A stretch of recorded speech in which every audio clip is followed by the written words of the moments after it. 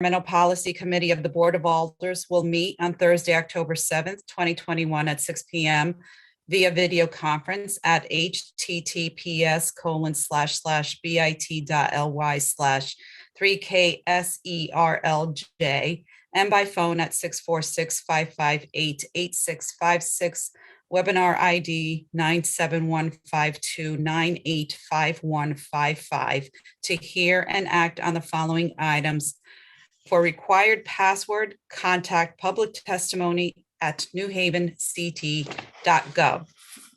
LM-2021-0398, resolution of the New Haven Board of Alders urging Governor Lamont and the Connecticut General Assembly to support a transportation and climate initiative package that includes progressive financial offsets for low and middle income families. Per Honorable Anna M. Festa, Chair, attest Honorable Michael Smart, City Clerk. These items are on file and available in the Office of the City Clerk, Room 202 at 200 Orange Street, New Haven, Connecticut, 06510. Since this meeting will be held using solely electronic equipment, participation by a quorum of members at the same physical location is prohibited unless that location is made open to the public. Any member of the public may request in writing a physical location and any electronic equipment necessary to attend the meeting in real time, no later than 24 hours prior to the meeting. Said person shall have the same opportunities to provide comment or otherwise participate in the meeting as would be afforded if the meeting were held in person, with the following exception. Under law, the commission is not required to adjourn or postpone the meeting if any person loses the ability to participate because of an interruption, failure, or degradation of any person's connection to the meeting by electronic equipment. For accommodations to view the meeting, please email public testimony at newhavenct.gov or call 203-946-6483. For accessibility-related accommodations, please call 203-946-7651V or 203-946-8582 TTY/TDD. Public comment testimony may also be submitted via email to publictestimony@newhavenct.gov before 2 p.m. on the day of the meeting.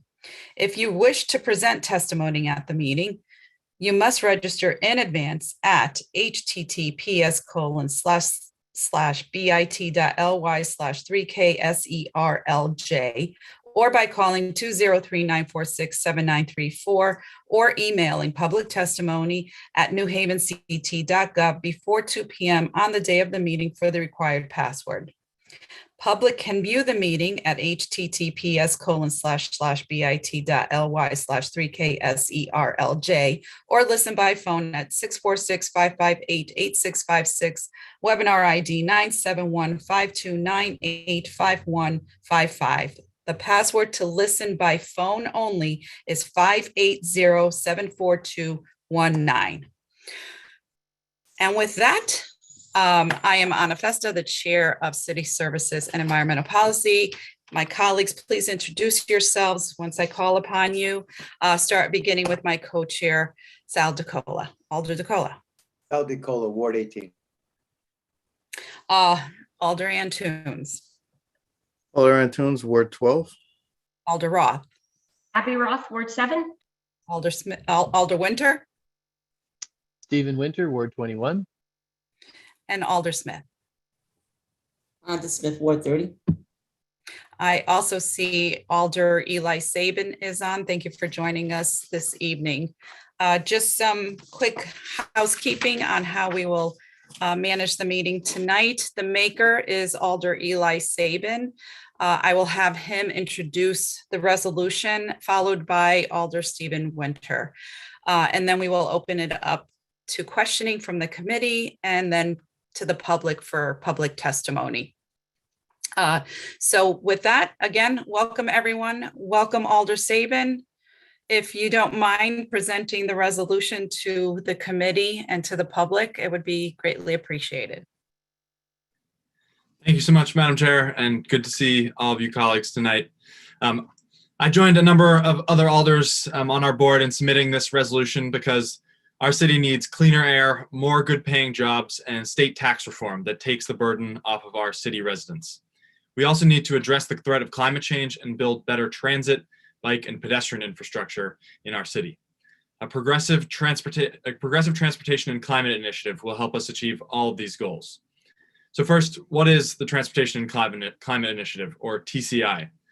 TCI is a regional collaboration between 13 states up and down the East Coast that aims to significantly reduce pollution from transportation emissions by creating a cap and invest program for the transportation sector.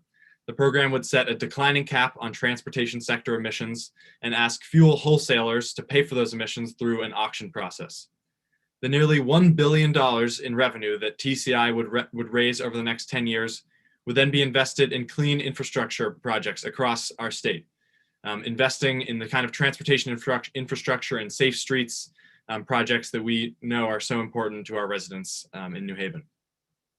In Connecticut, 50% of that $1 billion, so $500 million, will go to communities like New Haven that have been historically overburdened by air pollution and underserved by the transportation sector.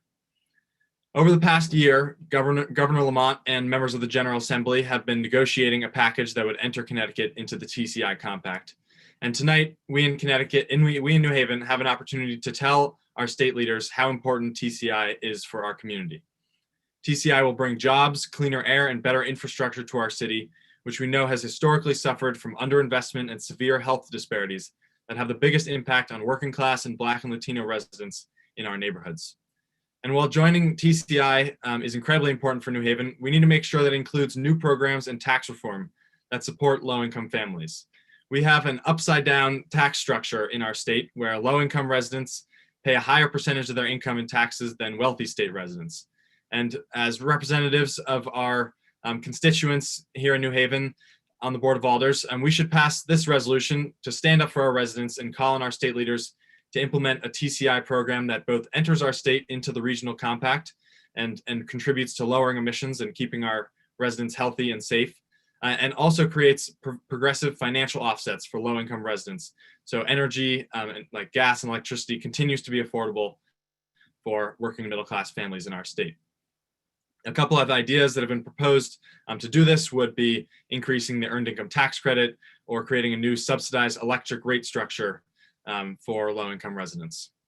The last thing I just want to say is that this resolution very much aligns with our legislative agenda on the Board of Alders by calling on us to create a program that will create jobs for New Haven residents, fight for health equity, and help us address environmental injustice. So I thank you all for your time today, and I'm glad to see so many members of the public here to testify in favor of the Progressive Transportation and Climate Initiative package. And I urge all of my colleagues to support this important resolution. Thank you. Thank you, Alder Sabin. You mentioned our legislative agenda, and this definitely goes hand in hand with what we're trying to do here on a city level. But of course, we need the state and federal governments to also assist in that. At this time, I will hand it over to Alder Stephen Winter. Thank you, Madam Chair. Thank you, members of the committee. Thank you, Alder Sabin, for introducing this. Stephen Winter, 459 Dixwell Avenue. I would echo a lot of my colleagues' comments, but also I'd want to stress that when we talk about air pollution, the air pollution in our city that causes so much respiratory illness, so much asthma, so many chronic health issues that particularly our Black and brown residents, our residents with the least, are suffering the most from. We have to acknowledge that we are sandwiched between three highways, right? The Merritt, 91, 95, and air pollution comes from so many different sources, but a lot of it is related to vehicles on those roads. And that's why having a regional compact, a regional solution to this problem is so important. And we've seen the efficacy of regional frameworks in the past. We're part of the Regional Greenhouse Gas Initiative, which has helped to reduce emissions from the electricity sector. And this is a really similar mechanism where we're not going to be acting alone. This is not New Haven acting alone. This is not Connecticut acting alone. This will be states up and down the eastern seaboard, from Maryland and Virginia up to Maine, doing something about their transportation-related emissions. So as we sit in this triangle of highways and our residents suffer from that pollution, we can imagine a world where we have electric vehicles, electric buses on our bus routes, and significant improvements in air quality and significant improvements in terms of the chronic health and respiratory issues that so many of our residents are burdened with. At the same time, we have to acknowledge that to start off, this is going to be, another nickel on a gallon of gas. And so for some folks that might seem small, but for other folks, that's a serious burden if it's coming on top of your daily commute. And so I think it's really wise that that the resolution and that members of the legislature are looking at ways we can offset that regressive impact on the folks in our community with the least by looking at things like potentially subsidizing an electric bill, or increasing the earned income tax credit, which we've seen at the federal level and the state level is an incredibly powerful mechanism for reducing poverty and allowing families to generate and accumulate wealth. So I would urge folks on the committee to look at a solution as something that will have real tangible impacts on our health outcomes here in New Haven, on our jobs, and on our environment. Thank you, Madam Chair.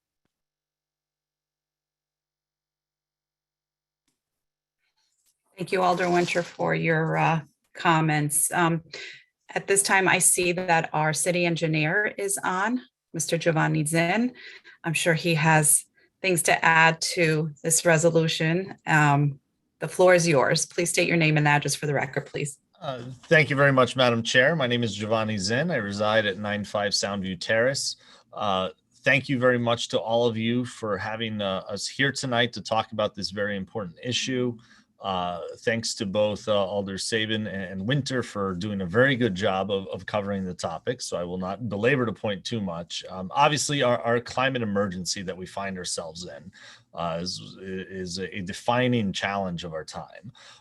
And transportation is a very big portion of that. And I think this is an innovative way to provide a market incentive to create more efficiency and better fuels and transition to alternative technologies faster. Alder Winter, I was going to talk about RGGI as well, the Regional Greenhouse Gas Initiative, which has been a success in the electrical power sector and has helped our grid here in the Northeast in particular become a lot more, reduce its carbon impact a lot more. So I think that is something that as an overburdened community, we talked a lot about our emissions impacts that we have from the highways, from the other transportation modes that we have in New Haven. All of those together make New Haven a particularly burdened community with air emissions. We've talked about asthma rates in New Haven.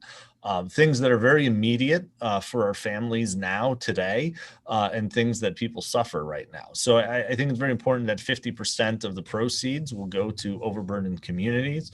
I think we'll see a lot of benefits around active transportation, public transit, fixing some of the other issues we have in the city and our transportation infrastructure, particularly around traffic violence. I think that as the alders mentioned, there are other ways to offset the impact to some of our families. And I think we certainly all recognize that, nothing is free, but this is an opportunity to really send a market signal to start to move away from these more carbon intensive fuels. So we're very much supportive of this, and the details are still very important, but we want to position New Haven to be to take advantage of the opportunities offered by TCI. Thank you, Mr. Zinn. Thank you. At this time, I'll open it up to my colleagues for any questioning or concerns, et cetera, or if you want to just voice your support, which we will vote on anyway at the end. But again, this does line up with our legislative agenda. It's a topic that is extremely important, not only to our city, our more vulnerable populations as well. And it's something that needs to really be broadcast out there. So with that, I will start with my Vice Chair, Alder DeCola, if you have any questions, comments. Concerns. I have no questions. I just want to say thank you for working on this and moving forward on it. It's something that has to be addressed for our city, seeing that we're, like as our engineer said, we are very burdened in New Haven. So thank you for your effort on this. Thank you. I'd like to note for the record, Alder Singh has joined us. Good evening, Alder Singh. Alder Antunes. Thank you, Madam Chair. I just have a couple of questions. Alder Saban, you mentioned in your communication that TCI will create thousands of new good-paying jobs by increasing investment in green energy and infrastructure projects across our city and state. Can you elaborate on that? What type of projects and what level of jobs? I mean, we're not sitting on a city of PhDs. Yes, that's a very good question, Alder Antunes. So the way that TCI would work is basically it would raise $1 billion over 10 years, and that money would be used to spend and invest in infrastructure projects like improving our bus systems and building new crosswalks and active transportation projects. So the kind of investments that we've seen to improve traffic calming on our city streets, make it safer to walk and bike and drive to get around town, improve our bus network, as I was saying. And the jobs that will be created through those investments are good paying jobs for working in middle class residents, union jobs, in construction and things like that. So that's the goal, and that's what I'm excited. That's why I'm excited to support this resolution. I think that the amount of jobs that we need in our city, it's a huge priority for our board and for our city government, and that's why supporting TCI is so important. Okay, I was interested in those type of good paying jobs that don't require a PhD or a 4-year degree in a college. Our communities are not built around that. We're built around people, high school educations, and maybe a year or two of college. What kind of jobs can they expect? Yeah, I think those are the types of jobs that will be created through these investments in construction. These will be jobs that we see are that building our bike lanes and paving our streets and building and repairing bridges. These are not jobs that require PhDs, and they'll be for lots of jobs for New Haven residents. Okay, staying on the job and in the traffic issue, my next question is reducing greenhouse gases and emissions.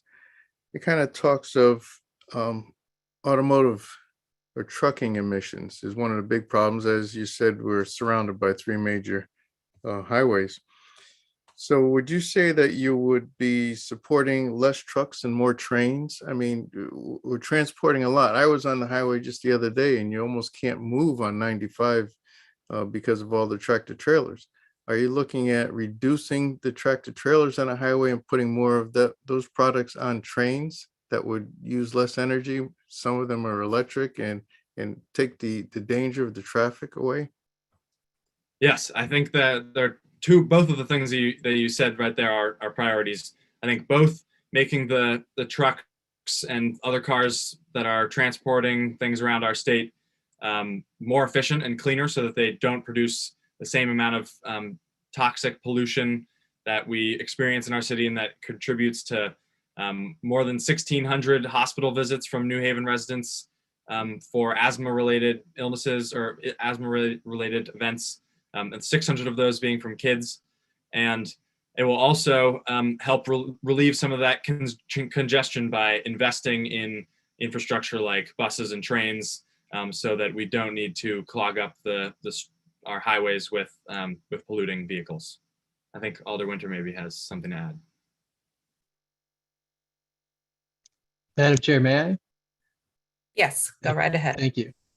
Yeah, I would agree with everything my colleague from the first ward said, and then also stress that investments in electrifying our bus fleet are a really powerful way of reducing carbon emissions and reducing local air pollution, right? You've got the same buses running up and down the same streets, and they're diesels, but they're clean diesels, but they're still diesels, and there's really no such thing as like a totally clean diesel.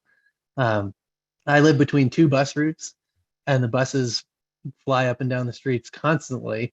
And so if we can electrify those vehicles, we can improve our transportation system by modernizing the vehicles and also eliminate a lot of the diesel related pollution that's happening right here in our communities. And I think that if we think about these investments over the next decade, as we're seeing right now a lot of passenger vehicles shifting over to electric vehicles.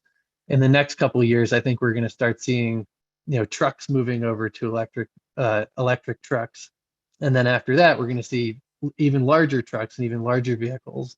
And so, looking at how we're going to build a new system around charging those vehicles and accommodating those vehicles, I think can also be part of that. So we're going to be looking at folks having to upgrade their electrical boxes and put in electric vehicle charging systems, and that's going to happen at businesses and the city and homes. And that's more technical than maybe picking up a shovel on a construction site, but it's also going to be an opportunity for folks to get involved with that kind of work, to do that kind of electrical work. So I think that's an important piece as well. Thank you, Madam Chair. Thank you. I just, a thought that came in.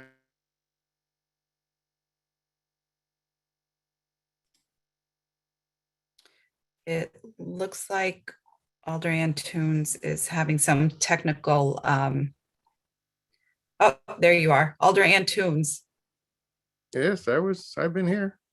you froze on us. If you could just pick up where, from the beginning of after Alder Winter spoke. No, just thank you.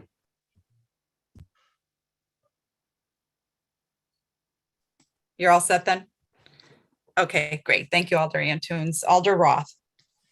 Thank you, Madam Chair, and thank you to Alder Saban and Alder Winter, Alder Saban for bringing the resolution, and both of you for your very helpful comments. I definitely support TCI. I wrote a letter in support during the legislative session, and I told Alder Saban that I would sign on to his resolution. I guess my questions go more towards kind of the effort to actually get this passed in the state. And do you know, either of you, if any other cities and towns are drafting similar resolutions, and if so, how many?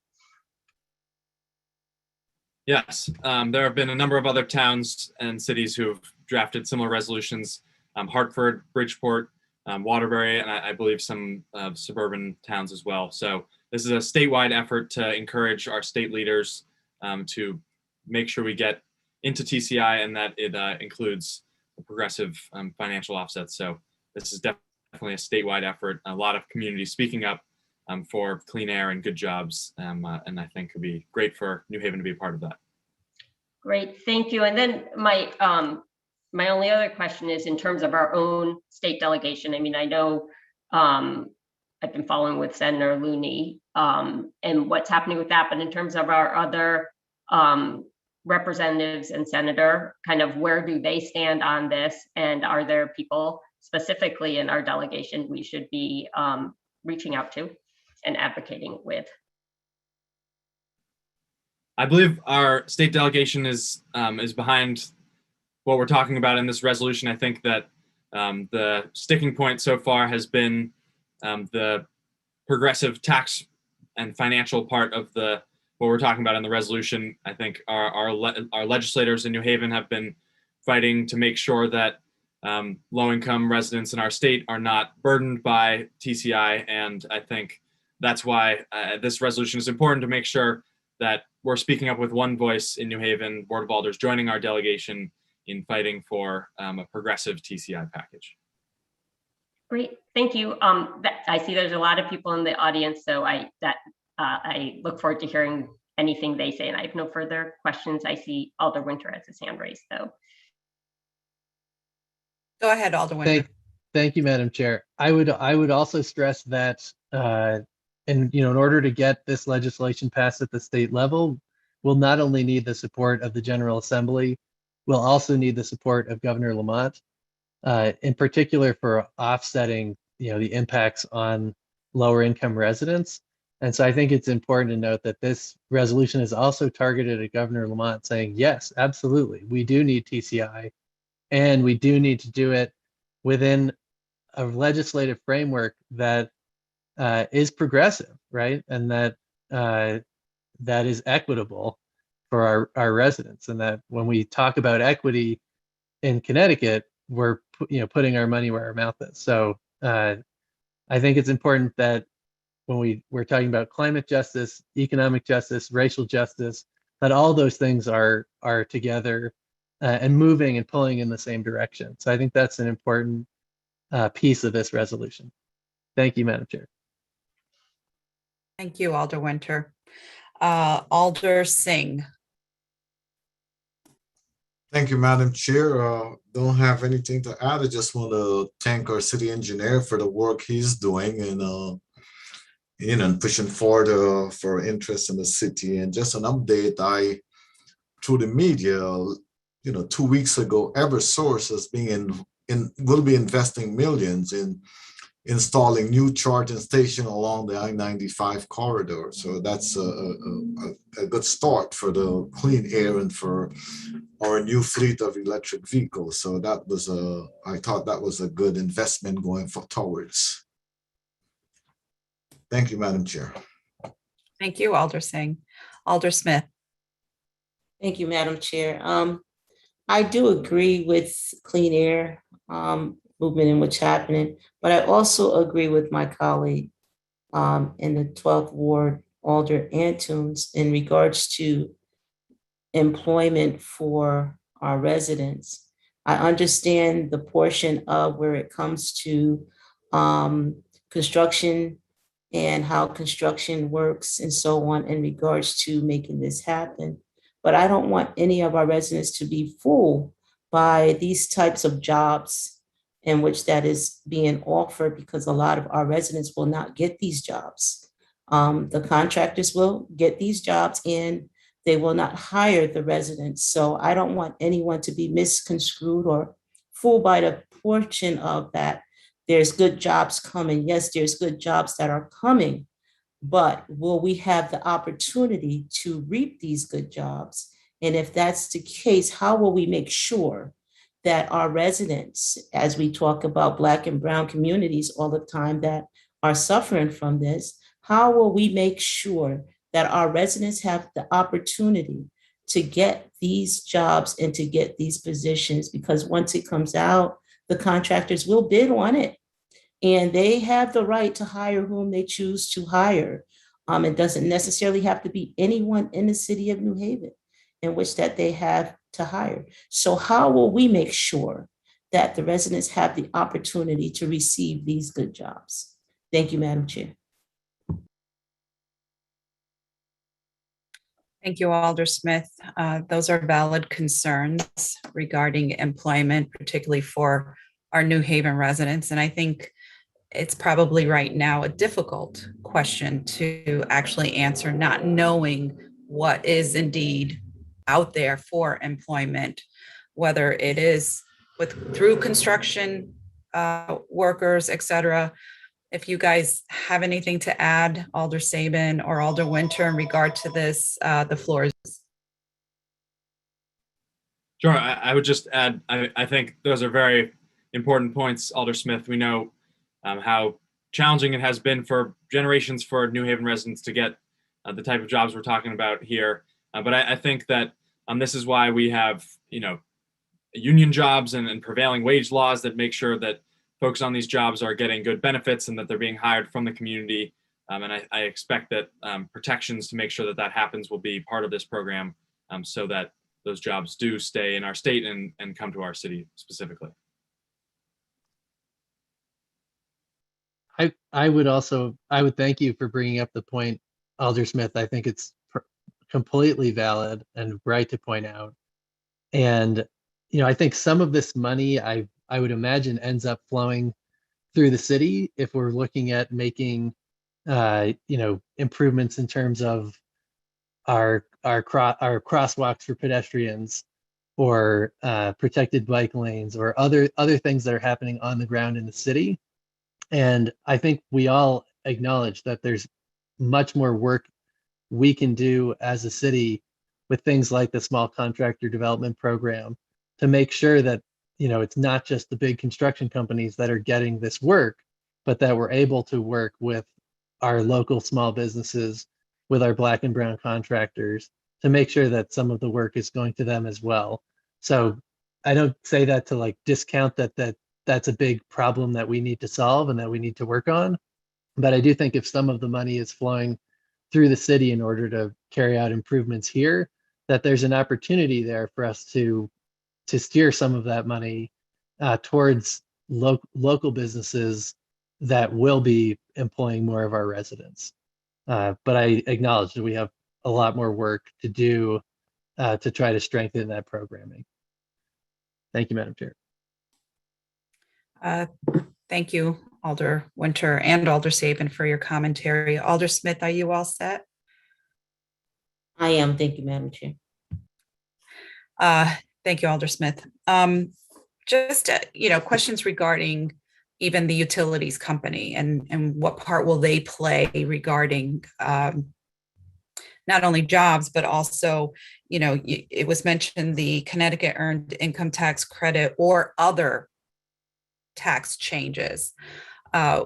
What does that mean? What involvement will the utilities company have? UI, we heard that Eversource is already putting in charging stations, but they too play an important role in this. Can you touch on that at all? Definitely. So there are a lot of proposals that are being talked about, and the mention of the utility rate structure is specifically because there's a program in Massachusetts, for example, that helps subsidize electric bills for low-income residents. And I think some of our state leaders have mentioned that as a potential model for us to follow, as a way to make sure that energy continues to be affordable for low-income residents. And I think just more broadly, the utility companies have to be partners with state government in making sure that we're making investments in clean infrastructure and also supporting low-income residents. We've seen a lot of investments being made, and also, we're always struggling to make sure that that rates stay at affordable levels, and that when power goes out, residents are compensated. So that's a constant battle, but it will definitely be part of this effort for sure. Thank you, Alder Saban. I guess the concern is that we already live in a state with very high electric rates, and to burden people even further would be really the opposite of what we're trying to do. But anyway, thank you for your comments. I appreciate it. Anyone else from the committee that would like to add anything or have any other questions before I open it up to public testimony? Okay, I don't see any. Misty, can we let our first person in who will testify? Let's see, I have a list here and I see numbers by their names, which means that is the order. If you're an attendee and you see a number by your name, that is the order that you will be testifying in. So just take a look and be on standby. Also, before you testify, please state your name and address for the record. Thank you. We will begin with Kai. Good evening. Hi. Thank you. My name is Kaya Day. I live at 9 Pearl Street in New Haven. Thank you all for allowing me to testify in support of this resolution. I've been a resident of New Haven for 5 years. I'm a member of the Safe Streets Coalition and Sunrise New Haven. And I work at the Bradley Street Bicycle Co-op. And so working there, I see the impacts of our underfunded transportation system every day. I don't own a car. I walk, bike, or bus everywhere I go, like so many other people in New Haven and so many of my friends and the customers at our shop. And all of us desperately need safe and affordable transportation to get to work, to the grocery store, to school. Without a car and without getting hit by cars. Every week, I hear from people who would like to bike commute or like to walk to work, but they're afraid of getting hit by cars. And many of my friends who do bike, including me, have been hit in New Haven. We don't have enough dedicated infrastructure for pedestrians and cyclists, which is leading to a transportation and public health crisis in our state. Hundreds of people are getting killed every year from traffic crashes and from the effects of air pollution, as Alder Saban had mentioned. And across the state, we need to invest in infrastructure that serves and protects everyone, and makes TCI would allow the state to invest in this infrastructure and make it so that people can get out of their cars and walk and bike and bus safely around our city and state. And it's not only important for keeping us safe today, but ensuring we have a future to look forward to. So as a young person in Connecticut, it's really important to me to work to address the climate emergency now so that I know my future family will be able to breathe clean air and enjoy the outdoors and live healthy lives safe from a lot of the effects of climate change that we're already seeing, fires and flooding and worse. And so I think that TCI is an amazing first step to undo climate change and invest in critical infrastructure that will make our city thrive. And I urge this committee to support this resolution. Thank you. Thank you for your testimony. Next is, let's see, do we have, there we go. Dave Cruz Bustamante. If you could state your name and address for the record, please. Hello, my name is Dave Cruz Bustamante. I use they, he pronouns, and I live at 121 Chapel Street, New Haven, Connecticut. I am a high school student in New Haven, Connecticut, operations apprentice, and political education fellow at Citywide Youth Coalition, and a lead coordinator at the Socialist Neighborhood Action and Care Corps. Today I'm testifying to urge that the Board of Alders of New Haven, Connecticut use their power to deliver their promise to their residents by demanding that Governor Lamont and the Connecticut General Assembly pass the Transportation and Climate Initiative. Additionally, it is imperative that the TCI passes with the purpose of directly benefiting the working class and people of color, who bear the heaviest burden of the climate crisis and inequality, especially in New Haven. The Board of Alders has a duty to use their positions of power to demand that the state pass a holistic and progressive TCI that does not increase taxes on the working class and increases the investment dollars from 50% to 75% to go to impacted communities and ensure that the money is adequately used for holistic public safety, public transportation, parks and community farms, and other environmental initiatives, not police and prisons. So once again, just a firm and direct ask. I urge that the committee support the resolution to demand that the state pass a progressive TCI package, the first step in actually combating the climate crisis and building a revolutionized and equal society. Governor Lamont's administration is often known for doing a lot of big talk, especially when it comes to the environment, but not necessarily supporting it with actions. Actions speak louder than words, so I urge that the committee support the resolution. Thank you so much. Thank you for your testimony. Next is Mary Woolsey. Once Mary Woolsey is in, please, Ms. Woolsey, state your name and address for the record. And after Mary Woolsey is Aaron Good.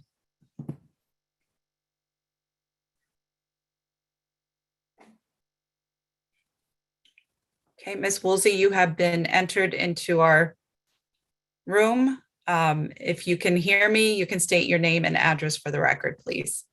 My name is Mary Woolsey. I'm at 4 St. Ronan Terrace, and I have submitted written testimony into the record.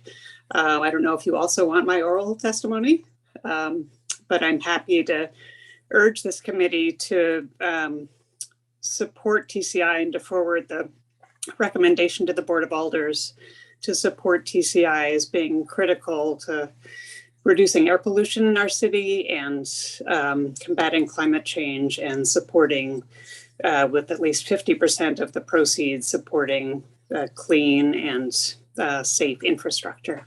So I've referred to my written testimony at this point. Thank you. Thank you. It's noted that you have submitted it. And thank you for your testimony. And next up is Aaron Good, followed by Jawan Carter, and then Ernest Pagan. Mr. Good, the floor is yours. You know the routine. Yes, I do, Madam Chair. Thank you. Aaron Good, 702 Quinnipiac Avenue, New Haven. And I want to thank Alder Saban for introducing the resolution and the committee for holding this hearing. Let me just make a few brief points. The first point is my semi-selfish personal reason for supporting TCI, because I think it's illustrative of a larger problem and opportunity. But before I moved recently, I lived in an apartment building in Worcester Square, and when I bought my electric vehicle last year, I could not charge it at home because I did not have a garage. I was completely reliant on public EV chargers to power my Chevy Volt. And there were really only 2 places in the entire city where I could charge. And those public chargers were often being used by other drivers or they were broken. And this is one of the reasons that adoption of EVs is lagging behind what it should be in New Haven, because a lot of people live in multifamily buildings where they don't have the ability to conveniently charge at home. And this is an example of where TCI funds could be transformative, creating a robust network of electric vehicle charging infrastructure, not just for personal vehicles, but also for buses. I think that was a great point that Alder Winter made. And let me be clear, it's not about everybody needing to go out and buy an electric vehicle, but when we don't have adequate public charging infrastructure, it's not even an option for many urban dwellers who do not live in single family homes, and TCI can help fix that. And let me also add, Connecticut hosts both of the 2 American companies that manufacture EV chargers. This is a $500 billion global industry, and those are great union wage green jobs. Second point, I have a very mild temperament, but I get a little ticked off when people use the talking point that TCI is just a hidden or backdoor gas tax, when the reality is we already have a hidden gas or tailpipe tax in our state, and it falls most heavily on, guess who? What we have is a massive unseen pollution tax that's paid every day by low-income residents of New Haven, Bridgeport, and Hartford. New Haven's share of this massively inequitable pollution tax is 2 interstate highways being a non-attainment for not 1, but 2 criteria air pollutants, having 20% of our school children suffer from asthma, having the highest asthma hospitalization rate in the entire state, 10 times the national average. Okay, every time suburban motorists drive through New Haven on I-91 or 95, they're racking up an exorbitant tax bill that they're not paying. They're sending that bill to me, to you, to your constituents, and asking us to pick up the tab. Okay, so when we externalize the cost of transportation pollution, we're making the poorest people in the state who don't even own cars, including a third of New Haven residents, subsidize drivers from Woodbridge and Greenwich and New Canaan. And contrary to some of the mythology out there, TCI is an attempt to rectify the hidden pollution tax that urban residents are currently paying to subsidize the very pollution that is making our children sick. So TCI, it simply internalizes the externalized transportation costs, the crushing pollution tax that is currently being shouldered by those among us who can least afford it. Final point, why is TCI beneficial for New Haven specifically? It's not that TCI will help us get more federal grants, but it will create a robust source of local matching funds for federal grant dollars so that New Haven taxpayers are not on the hook for the 20% match required on most federal transportation grants. As you know, as you all know better than anybody, we have a lot of debt and unfunded liabilities. So anytime we don't have to go out and borrow money and put it in our capital budget to come up with the match for these necessary improvements to bus, bicycle, pedestrian infrastructure projects, that's helping our taxpayers and securing our long-term fiscal picture. Let me conclude by saying I followed the evolution of TCI very closely. I've been very impressed with all the hard work that's gone into making sure that the program is equitable, that the majority of the revenue generated will go to overburdened and underserved communities, that there is an equity and environmental justice advisory board consisting of people from those underserved communities making decisions about how the funds are spent. That is now part of the legislation, thanks to the urging of environmental justice activists who looked at the TCI programs in New Jersey, Massachusetts, elsewhere, and said, that's good, but I think we can do it even better. And if there are other ways to give low income drivers a utility bill credit or introduce some other forms of means testing or whatever, we should look at that too. The Board of Alders, as I think was mentioned before, has rightfully identified environmental justice as one of its legislative priorities. There are many aspects to improving environmental justice in New Haven. It's a multi-pronged problem, obviously, that includes Yale paying its fair share and many other things. But no EJ plan can succeed without addressing harmful pollution from the transportation sector and specifically putting a price signal on that pollution. So TCI, I think it's pro-health, pro-environmental justice, pro-fairness, pro-equity, and it should be approved by the General Assembly. And that's why I would urge you to adopt this resolution. Thanks. Thank you, Mr. Good. Thank you for your testimony. You made some really great points and enlightened us with other information that some of folks from the public didn't realize, particularly some of the taxes that we're paying that we don't realize we're paying. So thank you for that. Jaywan Carter, the floor is yours. State your name and address for the record, please. Jaywan Carter, address is 106 Poplar Street, New Haven, Connecticut. I want to thank everyone this evening for being here. And I am in support of the TCI, and I also urge everyone to actually push this forward and hold the state accountable. But not only just holding them accountable, but also push forth on a better agenda, progressive agenda, where it pretty much talks about how public money is the portion where those who can't survive off of private dollars, this is the leveraging point for us to get access to opportunity. And it's for our job to also connect some of those things together. As we're fighting for good jobs and understanding that the green economy, the new economy moving forward will result in combating carbon emissions and combating health disparities from pollution. We need to put our heads together and begin to look at institutions and entities such as lobbyists who has many clients in the state and the region, using them as leveraging tools to negotiate opportunity. So when we're talking about community investment, we're talking about community involvement, getting small businesses to the table and getting access to opportunity, as well as employment and rewriting some burning, I would say, regulations that is preventing folks getting to the table.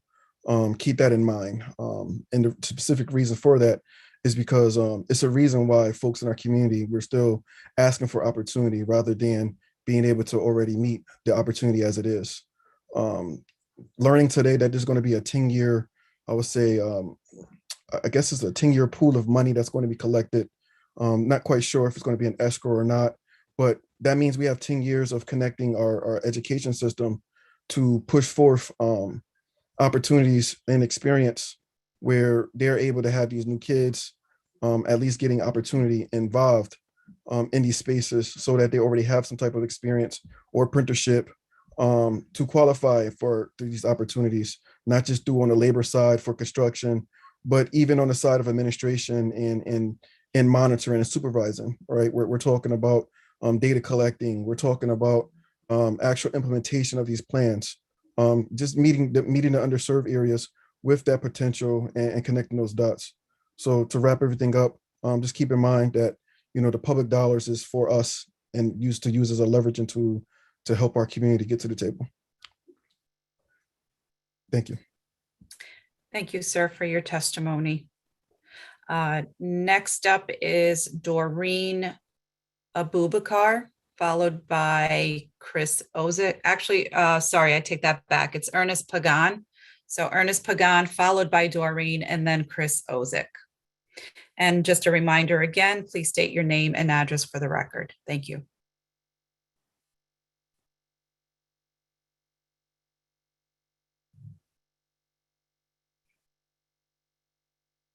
Misty, is Mr. Pagan? There he is. Okay.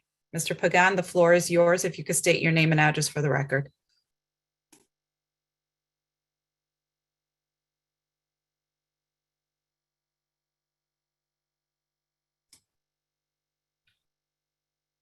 Mr. Pagan? If you're there, you'll need to turn on your camera and also turn on your microphone.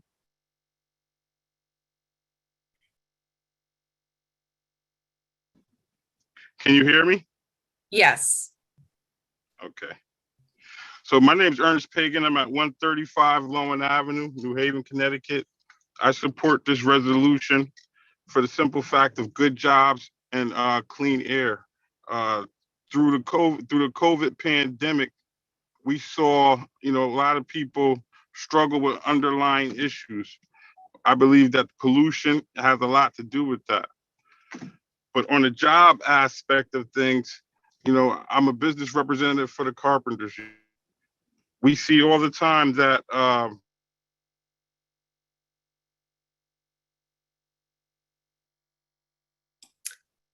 I think we lost Mr. Pagan. You know what, when he comes back on, we'll let him testify. work. I am. There you go. Hello? Hi, yes, sorry, we lost you for a few seconds. Go ahead, Oh, continue. yeah. Okay, I'm sorry, but I was speaking about the training that my organization offer, and I think this is a great opportunity to put people to work. We are having success with New Haven residents and putting them on jobs.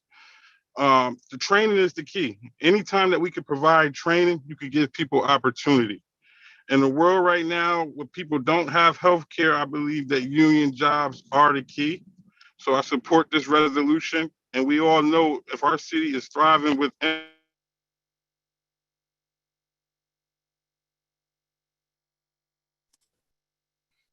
We lost you again. I don't know if you can hear me, but we appreciate your testimony and also your hard work in getting our New Haven residents employed.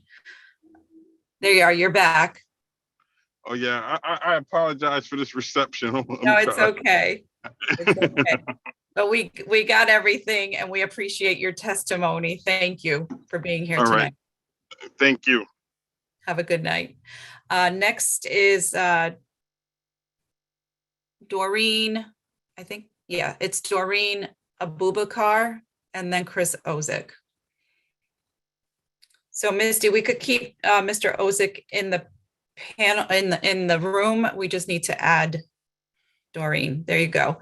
Please state your name and address for the record. You are in the room, Ms. Abubakar. Okay, Doreen Abubakar, 101 Sherman Avenue, New Haven. I'm in support of this because of the comments about the asthma and the pollution. In New Haven, I've done some work around West River and pollutions, around the waters here around New Haven. And I do work in Newhallville, where it's a very underserved neighborhood. And yes, high numbers of, asthma in a lot of our young people. And I too struggle with asthma different times. So I just wanted to add that I'm learning a lot more about it, being involved and listening in this forum. So thank you, and I support it. Thank you. Thank you for your testimony. Next is Mr. Ozick. And then following Chris Ozick will be Alex Rodriguez and then Natalie Coe.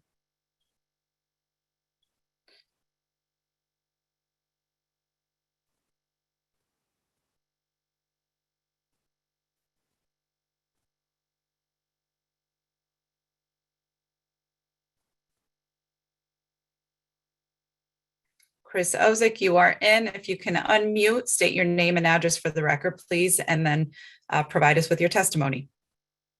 There you go. Thank you. put me out and put me back in. I encourage everybody, well, first of all, Chris Ozek, 603 Quinnipiac Avenue. Nice to see so many great people, our alders, our community, all coming together, working on this great issue.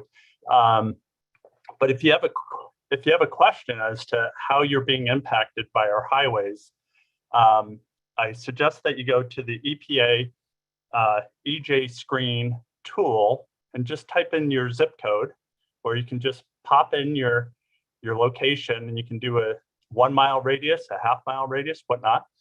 And you'll notice that you're almost all in New Haven's in a pretty bad state. And so I'll just read off, I did mine just now. And so for where I live on Quinnipiac Avenue, so all these are percentiles within the state of Connecticut. And the EJ index for particulate matter, 2.5, 93%. That's a bad number, right? That's very high. Ozone, 93%. Diesel particulate matter, 95%. Toxic cancer risk, 93%. Respiratory hazard index, 93%. And then the proximity and volume to traffic, 94%. Now, if I had known that when I was buying my house, I might think twice about it. But I'm here, I'm committed. And so I'm really happy about this opportunity to maybe change the air around my community. And so I was a little concerned because I guess some people were talking about this idea of this being a regressive tax. And so I had to go and research what is regressive tax. I sort of had an idea, but I wasn't really sure. And I stumbled upon this concept that's called the benefit principle.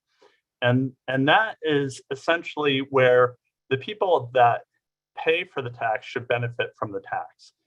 And in this case, it seems like the people in New Haven that may be lower income, people paying proportionally a little bit more of their income for this tax are actually going to get a much higher yield or return or benefit from this tax.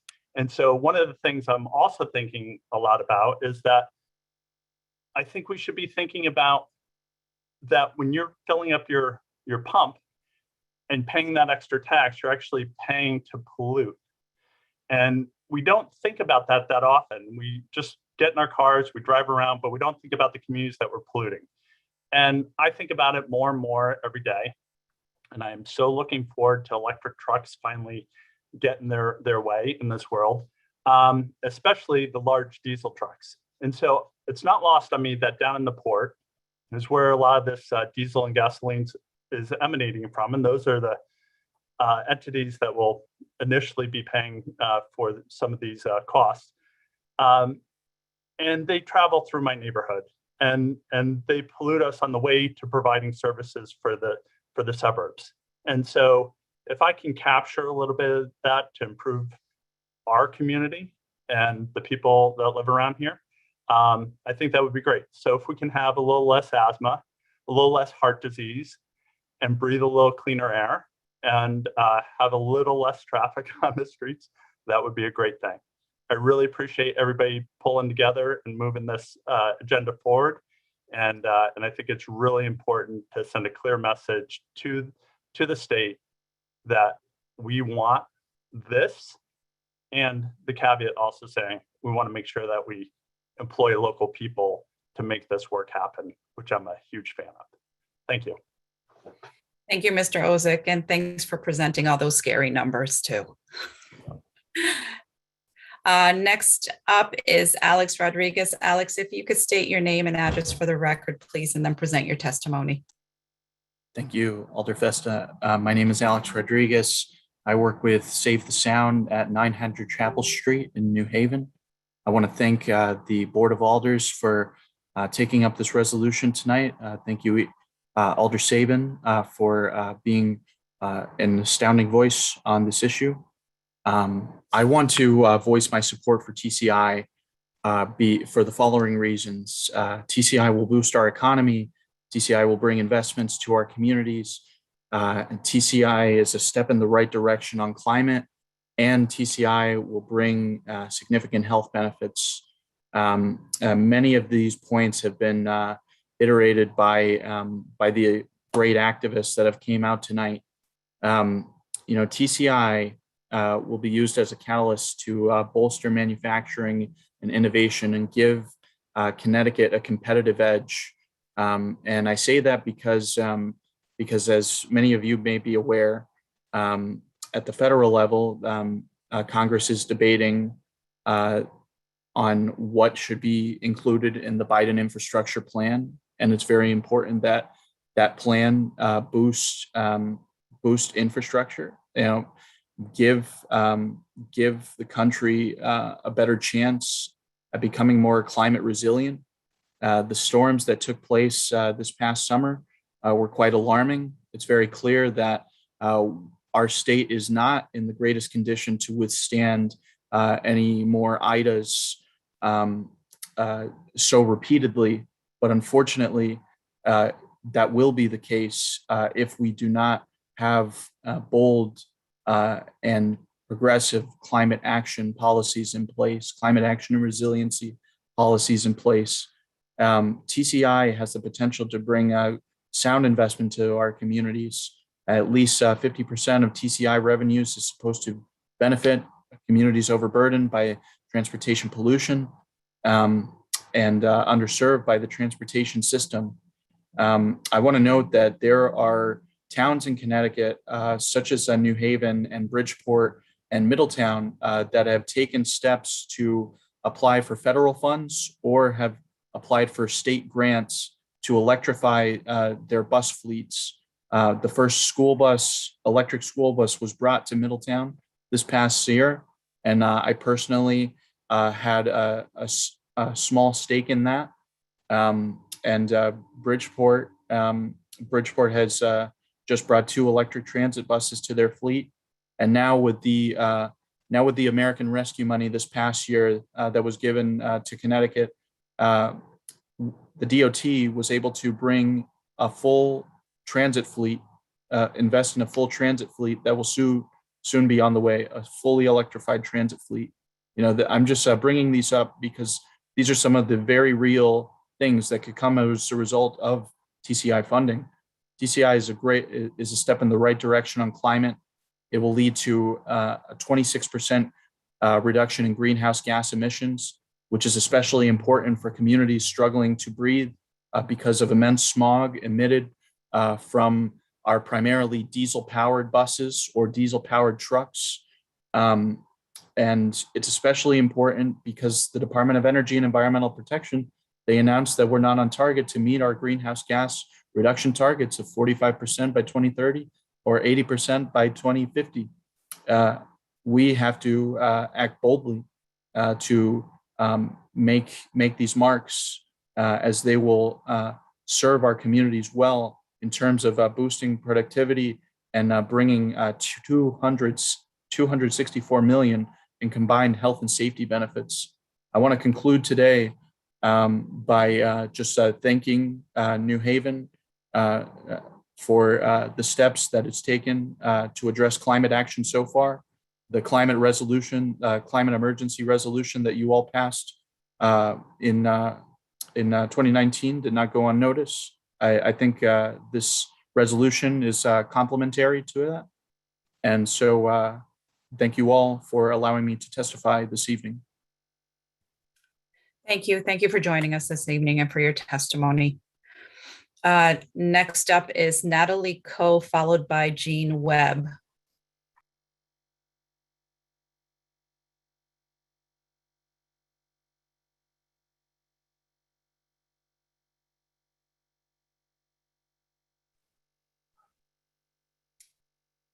Welcome, Natalie. If you can unmute. Hi. Yeah, that's okay. I actually submitted written testimony. So I was not planning on making a public testimony tonight. So I will stick with my written testimony. Thank you. Perfect. We did receive it. Duly noted. Thank you. Jean Webb, followed by Laura Kahn.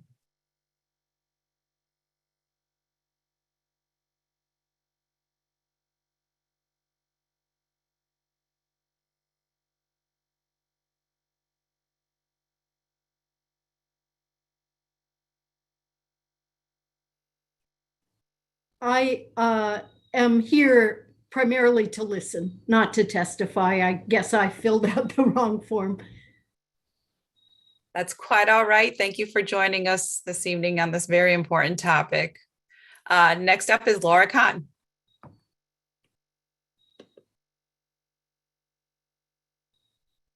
And after Laura Khan will be Paul Sabin and then Clancy Emmanuel.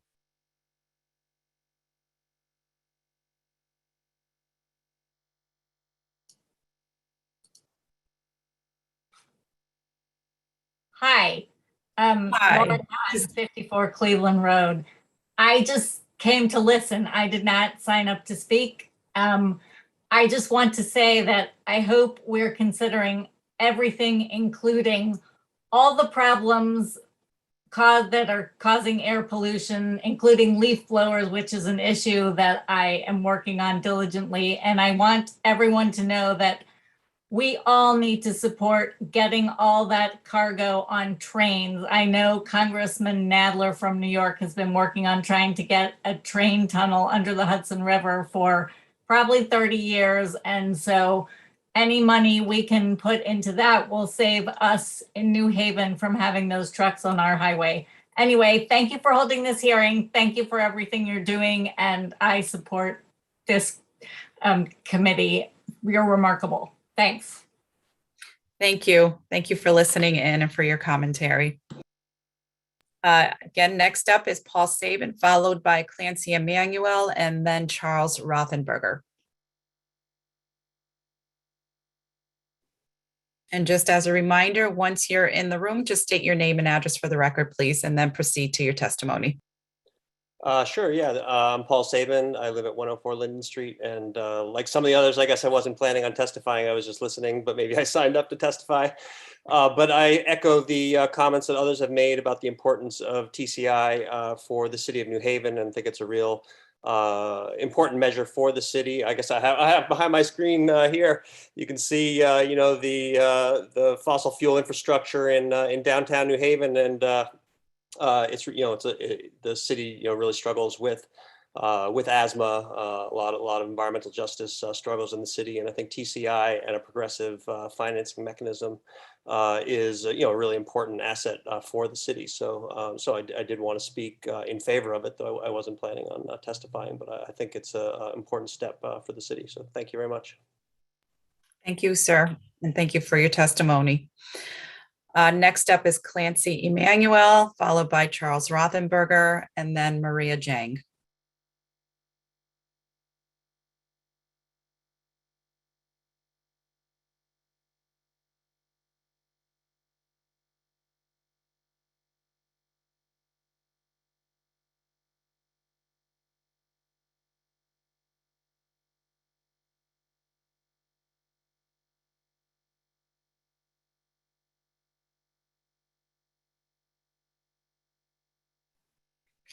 Misty?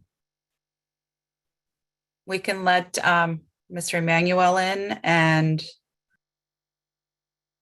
oh, okay, I see actually Charles Rothenberger. So Mr. Rothenberger, if you could state your name and address for the record and then proceed to your testimony, please. Yes, thank you. My name is Charles Rothenberger. I'm a climate and energy attorney with Save the Sound, and our offices are at 900 Chapel Street here in New Haven. Thank you for this opportunity. Really pleased to see you considering this resolution and the strength of this resolution. I think everybody is familiar with the urgency of the climate crisis. Just recently, the International or the Intergovernmental Panel on Climate Change issued a recent report pretty much suggesting that everything that we'd been planning to do to address climate change is inadequate. And we need to do more than we thought we did. And that has particular relevance here in Connecticut, and I think here in New Haven. You know, Connecticut has some pretty good climate requirements on the books. We have a long-term goal of reducing our emissions by 80% by 2050. But now we know that's not enough. We're going to have to reach net zero emissions by 2050. And that's a bare minimum. And transportation does account for the lion's share, the vast majority of our climate emissions here in Connecticut. And as a coastal community, New Haven knows, the really terrible impacts that climate change has. It's a global problem, but the impacts are felt at the local and the community level, as we've seen over the past few months with a series of rather strong storms. And I will say, as urgent and as important as all of that is, although it's called the Transportation and Climate Initiative, really I think about this program as a public health measure. The testimony of the New Haven residents who have already spoken, I think, speaks to the importance of this policy for the community more powerfully than I could. I would say that in addition to the testimony that the pollution burden that New Haven is currently subjected to, we've actually seen a glimpse of what the future could look like if we enact a policy like the Transportation and Climate Initiative. It was an unfortunate experiment because it was a result of COVID-19. But during the early days of that pandemic, when we weren't driving our gasoline vehicles to work, when we weren't leaving our houses that much and clogging the highways, we actually saw literally practically overnight remarkable improvements in air quality. And those improvements in air quality had direct benefits for residents. I've spoken with individuals and gotten anecdotal evidence of folks who suffer from asthma that for the first time in their adult lives, they were able to go outside without their inhalers because they were not suffering from those adverse impacts. So, I don't think TCI is going to change things overnight, obviously, but it is an important policy to put us on the trajectory to realize some of those same air quality benefits. And as has previously been noted, it really is an equitable and progressive policy. Here in Connecticut, the baseline that we've established for investing TCI proceeds in overburdened, underserved communities is 50%. Also, as has been mentioned, there'll be an equity advisory board to help determine what the most important priorities for local communities are to use those funds. We can talk generally about the investments, and sometimes people complain about the lack of specificity of what will actually be built? And the reason there's a lack of specificity is because the program is really designed to let the members of the community themselves make those determinations and those decisions. So it's premature. We're going to ask the residents of New Haven, what is the most important thing that we can do to improve your quality of life and to clean your transportation system, whether that's EV charging or it's electric buses or electric school buses, perhaps a more robust and complete street strategy. So I think that is one criticism that really misses the mark. And I think it goes hand in hand with the fact that it really will be local communities that are determining for themselves how best to use these funds to clean up their air quality. So thank you, and I appreciate the opportunity. Thank you for your comments. It's greatly appreciated. Next up is Maria Jang.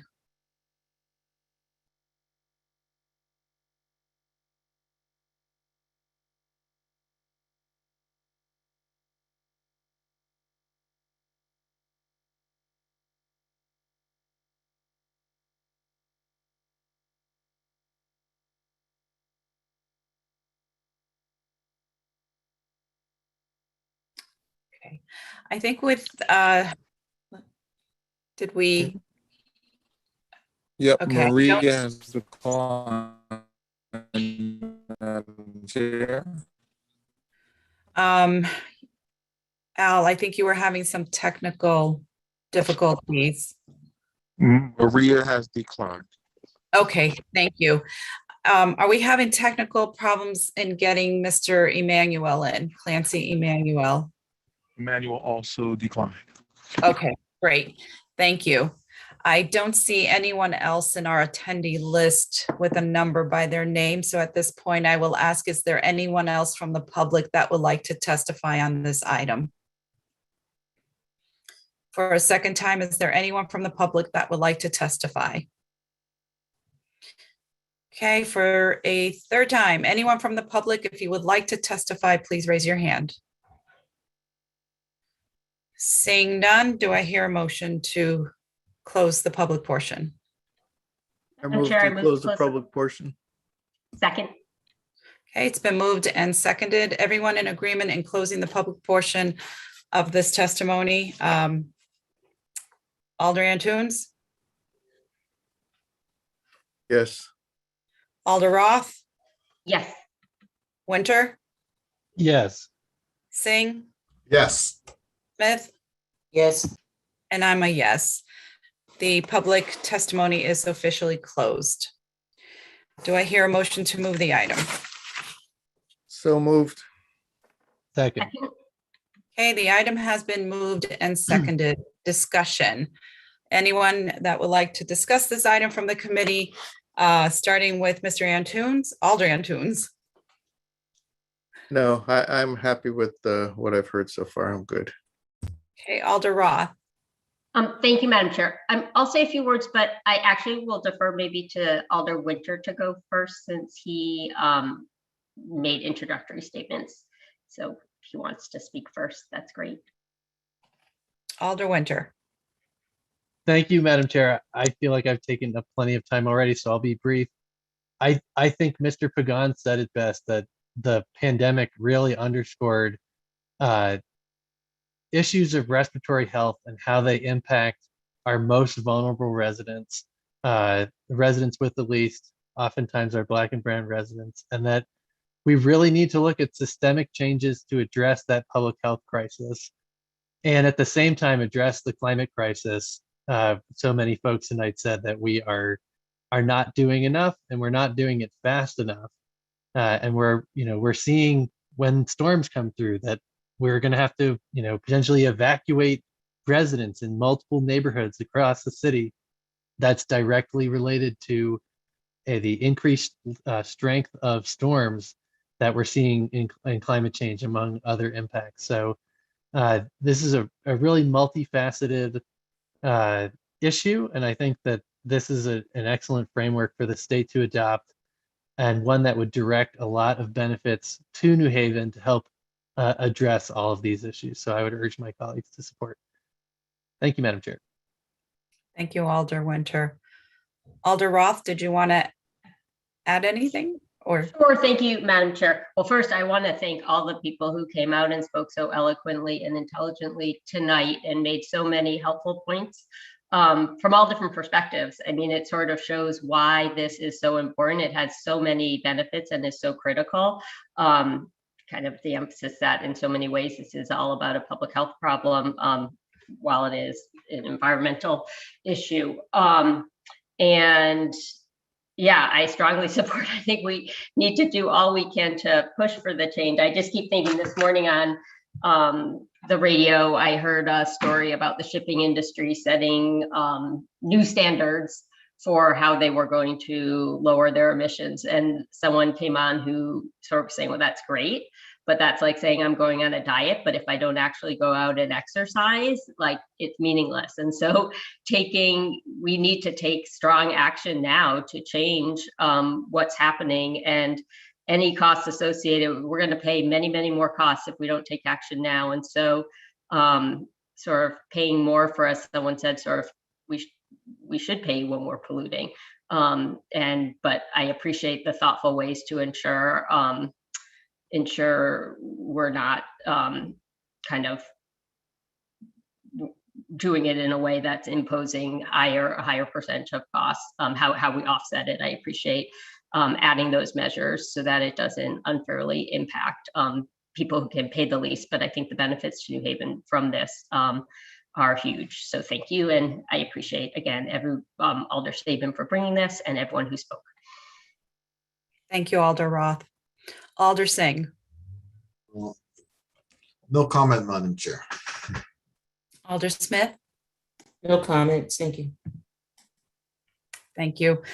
I too encourage my colleagues to support this resolution. I think it's one that's almost too late. And we have to think of our future generations and what they will face if we don't take action now. And to take those actions, we need to really push our government. And this is one way of doing so, and being an example maybe to others as well, to encourage our neighboring towns to do the same, and really pushing for better quality of life. I mean, it is a public health emergency. You know, I heard climate resiliency, public health emergency, quality of life, and you know, I'm going to add longevity. You know, I'd like to someday see my grandkids or my children continue to grow. You know, watching our youth have a healthy environment, cut down on asthma, et cetera.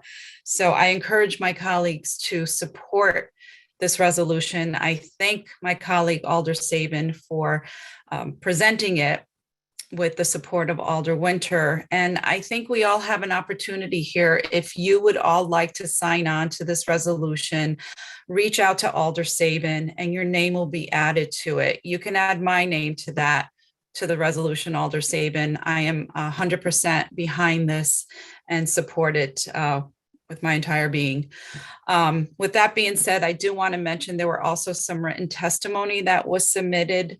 I just want to read off the names. Some of the folks that spoke this evening also submitted written testimony, so I might be repeating their names, but we have Caleb Klepner in support of it, Carolyn Lush also in support of this resolution, Chris Schweitzer in support of this resolution, Dave Cruz Bustamante, who also spoke this evening in favor of this resolution, Henry Auer, who also supports it.